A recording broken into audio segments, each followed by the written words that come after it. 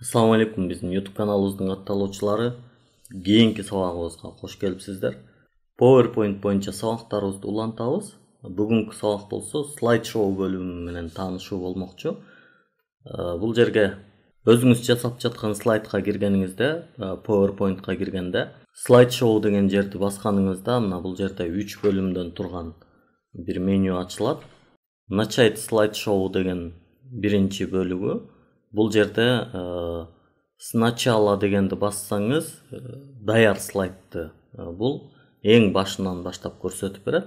Ал эми с текущего слайда деген, мисалы кандайдыр бир жерди жасап атсаңыз, мисалы экинчи слайдка келдиңиз, ушуну көргүңүз керек болгондо, ушуну менен текшерип алсаңыз болот. Же болбосо слайд көрсөтүп атканда ушул жерден баштагыңыз келсе, анда с текущего слайда дегенден баштайсыз.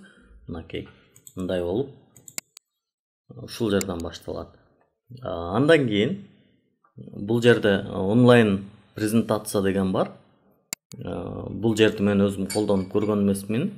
Жана көпчүлүгүбүз деле онлайн презентация кылбайт болушубуз керек менин оюмча. Андан кийинкиси бар, бул произвольный слайд-шоу деген бар. Бул жер абдан көп колдонулат жана өтө пайдалуу. Бул жерди басканыбызда мына произвольный показ деген чыгат. Мынакей произвольные показы деген жерди ачканда бул жер бош турат, анткени бул жерди өзүбүз түзөбүз. Создать дегенди басабыз. Бул жерде ошол биз жасап аткан слайдтардын бардыгы номери менен көрсөтүлүп берет. Андан кийин мисалы биринчи эң башынан биринчи бул жери көрүнсүн, муну кошуп алабыз. Андан кийин экинчи бет эмес, бизге үчүнчү бет керек болуп калды, ошол көрүнсүн. Андан кийин төртүнчү бет көрүлсүн. Андан кийин анан экинчи бетти көрөлү, анан алтынчы бетти, анан бешинчи бетти көрөлү дегендей. Булардын ордун өзүбүз тууралап алгандан кийин бул жерден дагы кааласак удалить этсек болот, же болбосо кааласак өйдө ылдый жылдырып кайсыл жерге турушун кааласак муну өзүбүз тууралап алсак болот.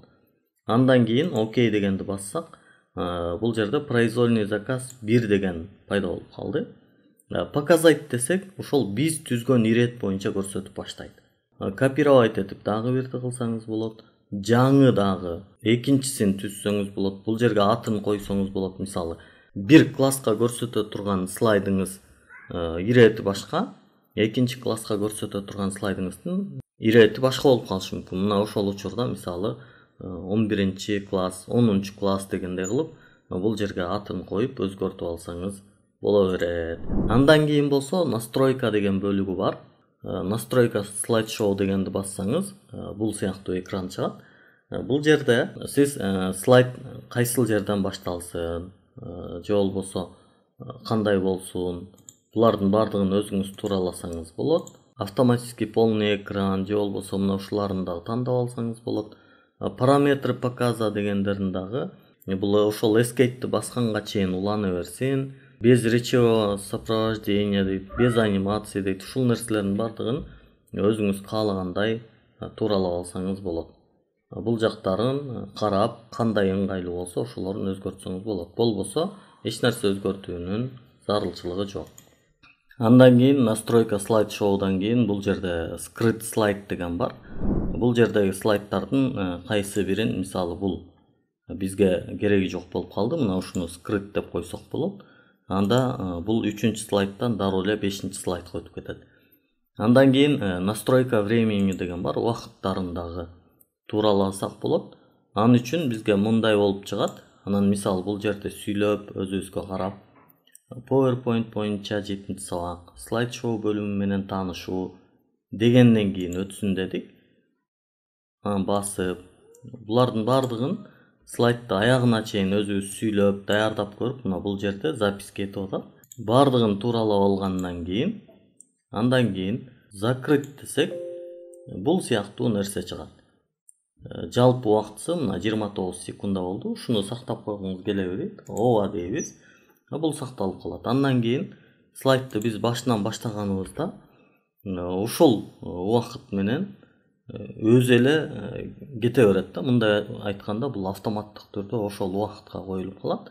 Сиз презентацияны коюп алып, сүйлөп, өзү автоматтык түрдө мындай болуп эч нерсе тийбесеңиз деле кийинки слайдка өтүп, бардыгын мындай тууралап бере берет. А сиз болсо бир жерге барганда мындай мышка көтөрүп же болбосо баягы бир лазер бир нерсе көтөрбөстөн ушундай кылып эле коюп алсаңыз да болот. Настройка времени дегенде аябай жакшы нерсе. Записать слайд-шоу деген жери бар. Бул жерде записать с текущего слайда же болбосо записать сначала деген бар. Муну бассаңыздар бул жерге мындай бир экран чыгат. Бул ошол слайдыңызды запись кылып алууга жарактуу нерсе. Записать дегенди бассаңыз же болбосо клавиатурадан R баскычын бассаңыз бул слайдты запись кылып баштайт. Кийинкиге өтүп, сүйлөп дегендей, мынакей бул жакта микрофону бар, камерасы бар. Ушул жерден запись кылып алсаңыз болот. Бүткөндөн кийин остановить дегенди басасыз. Андан кийин X баскычын басып, чыгып кете берсеңиз болот. Настройка бөлүгүндө дагы бул 3 нерсе бар. Буларды дагы окуп көрүп, негизи автоматтык түрдө бул өзү баштапкы негизги болуп, бул үчөөндө тең белги турат. Эгер сизге кереги жок болсо алып салсаңыз болот. Андан кийин акыркы бөлүгү бул монитор бөлүгү.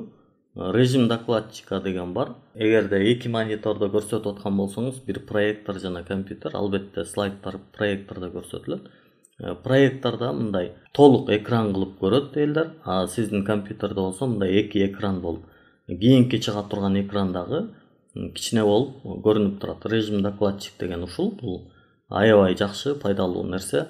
То есть кийинки слайдда эмне чыгарын алдын ала көрүп, эмне айткыңыз келсе даярданып турган болосуз. Бул автоматтык түрдө ошондой болот. Анан основной монитор деп өзүңүз тандап койсоңуз болот. Же автоматскийде тура бергени бул жакшы болот. Урматтуу YouTube каналыбыздын катталуучулары, бул сабакты көргөнүңүз үчүн сизге ыраазычылык билдиребиз. Эгер сиз бул каналда биринчи жолу болуп жаткан болсоңуз, подписаться дегенди басып, лайк басып, бул видеону башкаларга жөнөтүп коюшуңузду суранабыз. Көңүл бурганыңыздарга чоң рахмат. Сизге ийгилик каалайбыз. Жакшы туруңуздар.